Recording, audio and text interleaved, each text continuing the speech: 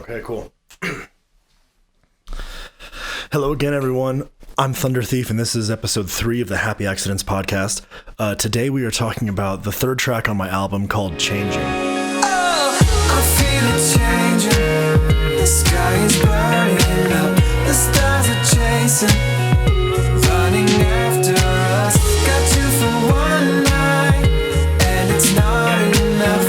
The stars are chasing. The stars are changing. So this one, it all started when I decided one night to, instead of going out with an ex-girlfriend of mine, I went on this other online date, and it sucked.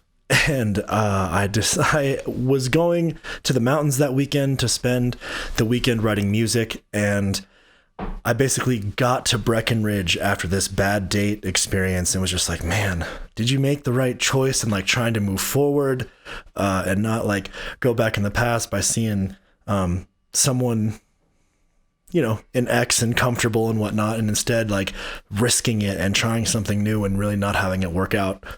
And so I went up there, and the next morning I had all of my gear set up in the cabinet, and my buddy David, he was kind enough to come up and bring up some studio monitors, and we were going to have this like great day of jamming and whatnot. And when he got there, he started to feel just a little sick, and basically just turned around and went home after I had taken some hallucinogens a little bit and started playing guitar. David, when he played the guitar, was like feeling it through his fingers, so he just didn't really want to go that way, and then just ended up leaving. So I had this entire creative space and this day up in the mountains. It was so beautiful, and all I had to do was write. It was awesome.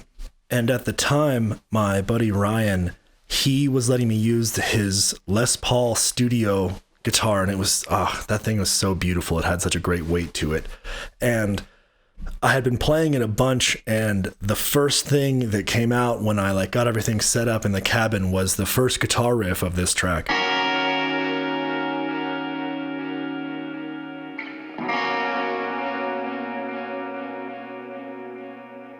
And then after I wrote that, I wrote the chorus bass line, actually, that really cool groovy one that I'm just really excited about, just because playing bass, it's like trying to make the catchiest melody you can with your fingers.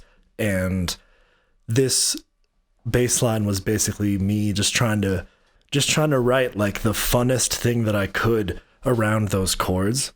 And I really like to play it, and I really like how it feels. So I was excited that ended up making the final version of this song.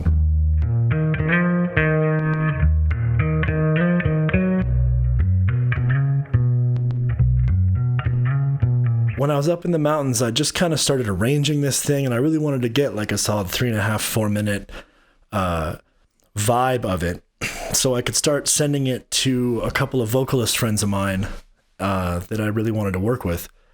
And I ended up sending a super basic version to my buddy Hunter, who is a killer songwriter who lives in Los Angeles now, but he used to live in Colorado and used to skateboard, and like it's pretty cool. Him and I lived pretty parallel lives, but we didn't meet until our mid-20s for really the first time. We'd always like skated around each other or done stuff. It was really interesting to like get to know him.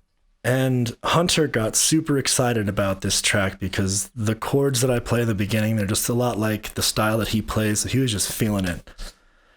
And I didn't give him any sort of contextual direction. Honestly, when I was writing the song, I wasn't trying to put like anything behind it, like any sort of message into it. But I guess looking back on it, like the whole thing is basically just an expression of how I was feeling that week, and reminiscing about romance and like wanting some in my life again. But he just took the vocals and killed it with the lyrics. And when he sent me back the first draft of like demo vocals for it, he ended up sending me like files that didn't sync up with my tempo. I had definitely done a couple of changes on my end from what from the track that I had sent him. And basically when I got him, I was like, oh man, these are all like out of time, whatever. I'm just gonna stretch it and make it make sense from here. I'm not gonna bother him with like getting new versions or whatever. And the way that I had arranged it was like totally different than the way that he had recorded it. It just sat totally different on the track than like how he had done it. And it was really interesting to have that happen where like my interpretation of his idea just was totally different than what he had originally laid down. And one of the major things that had changed between like the basic track that I sent him and the instrumental that I was working with, like once he gave me back ideas, was that I now had a ton of new guitar parts on it.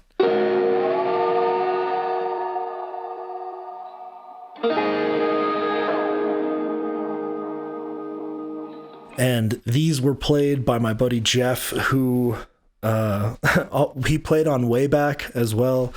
And he just came over one day with his killer pedal board and then just played as many things as he could think of on as many of my songs as that I had prepared for him. And it was such a fun day. Like one of my favorite parts about being a producer is that you get to work with like one-on-one with really talented people and getting to capture that and then re-voice it along with my voice and kind of like find this symbiosis of my interpretation of their art. It's super fun.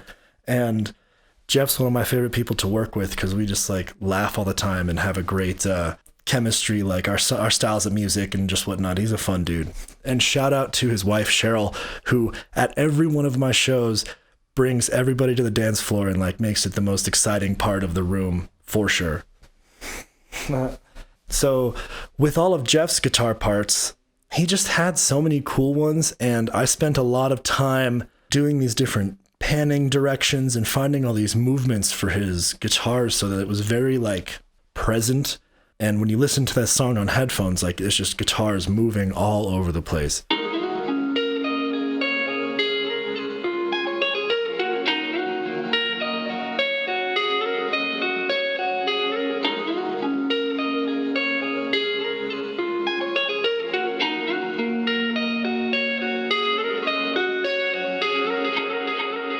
So when I got Hunter's vocals and I had rearranged it, like Hunter tried to re-record it to like the new vibe that I set.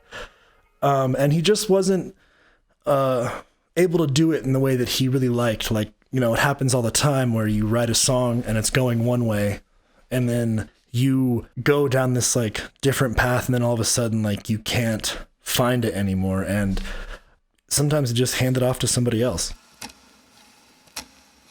And as I was thinking about that, I was like, man, all right, I need to find a new male vocalist who can still like vibe really well with the tone of this song and not really go too like hard in it. And I had just finished recording vocals for Vertigo with my new friend Brody.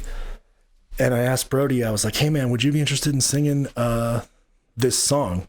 And then Brody just comes in like one day and lays down the whole thing. It was so cool for him to like work from someone else. Like he's got such a great voice and was able to really sit in the pocket for the track and like make it his own. And the symbiosis of like Hunter's words and melodies with Brody's tone and melodies, the additional ones that he came up with, like I thought it was just such a great marriage of ideas. Oh, I feel it changing. The sky is burning up, the stars are chasing, running after us. Got you for one night, and it's not enough. The stars are chasing, the stars are changing. So this song, it's really about just going with the flow of your life and learning from the mistakes that you've had before and applying those lessons to future relationships, future life situations. Everything, because it all builds up into the end of it, and there's a lot to love in between. And you know, if you are one of the ones who are in love, you know what that is, and one of the ones who are looking for love, you know what that is. But it's still this like pursuit, and do what you love. Yeah. And so here is Changing.